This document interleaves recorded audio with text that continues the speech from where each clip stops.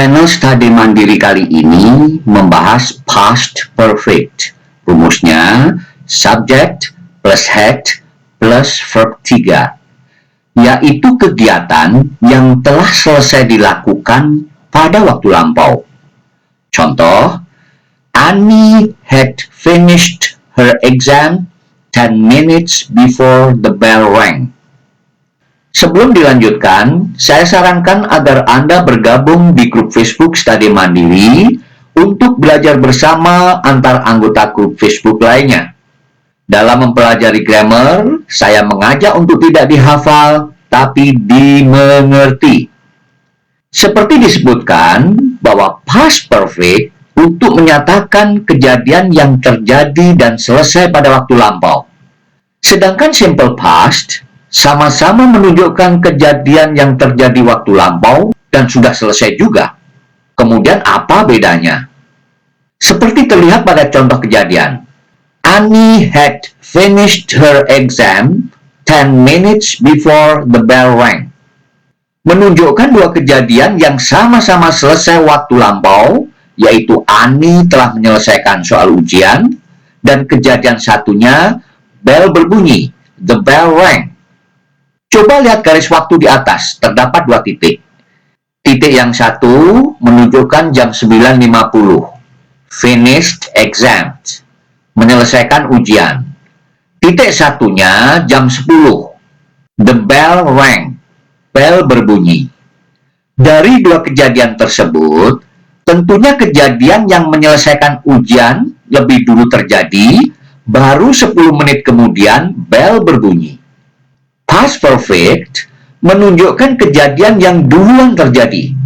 Kemudian kejadian yang menyusul, the bell rang, menggunakan simple past, subject plus verb 2. Itulah maksud perbedaan antara simple past dan past perfect. Mari kita bahas gramatikalnya dulu. Saya akan jelaskan tiap elemen pada rumus past perfect, agar Anda mengetahui betul asal mula head dan verb 3 pada tenses ini. Yang pertama, elemen subject. Subject adalah pelaku. Sebagai pelaku, umumnya nama orang atau kata ganti orang, seperti Annie atau she, sebagai kata ganti orang ketiga tunggal perempuan.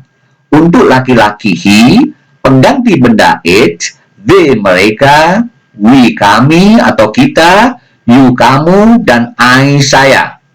Coba lihat bagan yang terdapat tulisan to be. To be atau kata kerja bantu yang paling kita kenal adalah to be MSR. To be sebagai kata kerja bantu tentunya juga kata kerja yang fungsinya membantu. Kemudian membantu yang bagaimana? Nanti akan jelas terlihat setelah saya uraikan. Mengucapkan kata kerja dasar, misal finish, semestinya dengan to finish. Coba hilangkan kata to pada to finish, menjadi finish saja. Dan juga hilangkan to pada to be, sehingga menjadi be saja. Terlihatlah bahwa kata kerja finish sepadan dengan be, MSR. Kata kerja finish sebagai verb 1. Verb 2-nya finished, bentuk ketiganya finished. Karena be MSR sepadan dengan finish, tentunya be MSR juga mempunyai bentuk lain, yaitu MSR bentuk pertama, bentuk pastnya was were, dan bentuk ketiganya been. Sekarang tentang has, have, had, yang juga sebagai kata kerja bantu, pada dasarnya sama dengan to be MSR. Has, have, had, lebih tepatnya disebut auxiliary. Sama-sama sebagai kata kerja bantu, have, has juga mempunyai bentuk past, yaitu bentuk pastnya had. Kemudian sebagai patokan, bila bentuk perfect, maka selalu menggunakan kata kerja bantu has, have, atau had. Present perfect menggunakan has, have, kan? Karena yang dibahas past perfect, maka harus menggunakan kata kerja bantu had untuk semua subjeknya. He, she, it, they, we, you, dan I. Sehingga sudah kita dapatkan dua elemen, yaitu subjek Ani, kata kerja bantu past perfect-nya had. Kemudian elemen ketiga tentang verb 3, bahwa bentuk perfect juga harus menggunakan kata kerja ketiga, finished. Dari finish, finished, finished. Coba lihat contoh kalimat. Ani had finished her exams. Ani telah menyelesaikan soal ujian. Kata kerja bantu had sesuai dengan namanya, maka fungsinya membantu. Dalam kalimat Ani had finished, peran had membantu menghubungkan subjek Ani dan predikat finished. Mohon menyimpang sedikit, bahwa kata kerja bantu bukan hanya membantu menghubungkan subjek dan predikat saja, tapi bisa juga membantu bila kata kerja dalam kalimat tersebut mengalami perubahan. Misal kalimat kedua pada contoh, the bell rang. Subjek plus verb 2, simple past. Kata kerja kedua rang sebenarnya mengandung kata kerja bantu did. Sebagai misal, kalimat the bell rang menjadikan kalimat interrogatif. Maka kata kerja bantu did harus dikeluarkan dari verb 2, rang. Menjadi did the bell ring.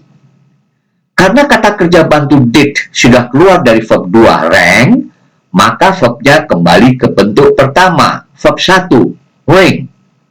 Itulah informasi tambahan berkenaan dengan fungsi kata kerja bantu. Di samping berfungsi menghubungkan subjek dan predikat, juga membantu bila kata kerja utama mengalami perubahan. Sehingga telah kita dapatkan 3 elemen, yaitu subjeknya Ani, karena perfect-nya bentuk past, maka menggunakan had.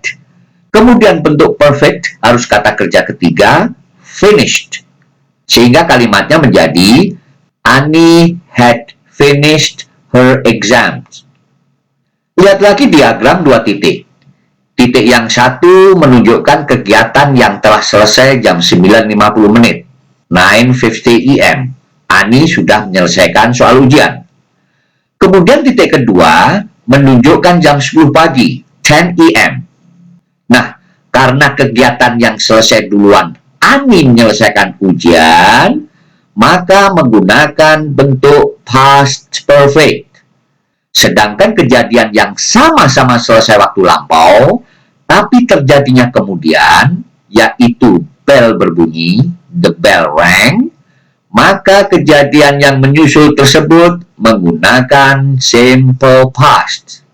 Dengan penjelasan ini terjawablah pertanyaan di awal tadi mengenai perbedaan past perfect dan simple past yang sama-sama untuk menunjukkan suatu kejadian yang telah selesai di waktu lampau.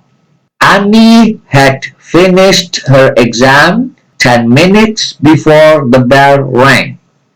Tentunya mudah kan bila kalimat tersebut dijadikan kalimat negatif, karena hanya menambah not pada had-nya.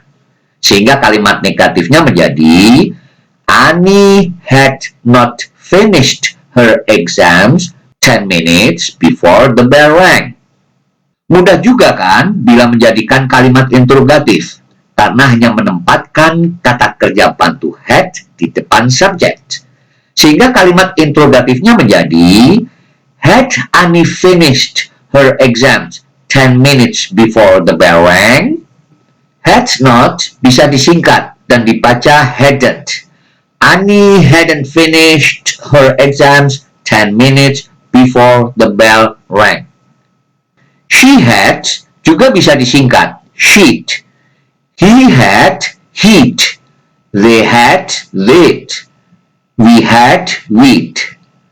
Selanjutnya mengenai adverb, kata keterangan yang biasa digunakan dalam past perfect. Sebagai contoh kalimat, Freddie had already sold the house before he moved to Bali. kalimat ini terdapat adverb already, telah. Contoh kalimat lainnya. He had not heard the news yet when he arrived home. Menggunakan adverb yet. Kalimat they had lived in New York since 2011. Adverbnya since, sejak. Kemudian kalimat had you ever lived in New York? Adverbnya ever, pernah. He had lived in New York for 11 years. Adverbnya for, selama. Agar channel Study Mandiri semakin berkembang, mohon bantuannya subscribe, like, dan share ke teman-teman supaya pengetahuan menyebar lebih luas. Selamat belajar. Terima kasih.